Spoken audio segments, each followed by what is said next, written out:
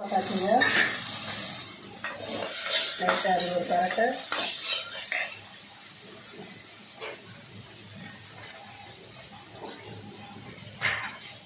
Next pepper powder, சீரக powder,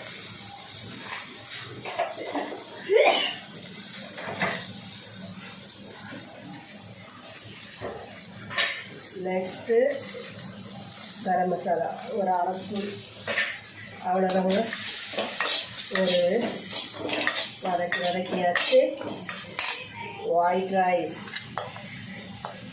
காணி ஏற்கனவே வேக வச்சு வச்சுருக்காங்க, அதனால நான் ரொம்ப வதக்கிறேன். இதுக்கு தேவையான சால்ட்டு கொஞ்சம் போட்டுங்க.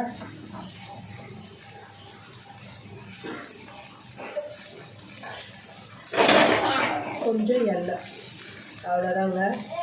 சுட வச்சுட்டு டிஃபன் பாக்ஸ் பேக் பண்ண வச்சுட்டா முடிஞ்சிச்சு.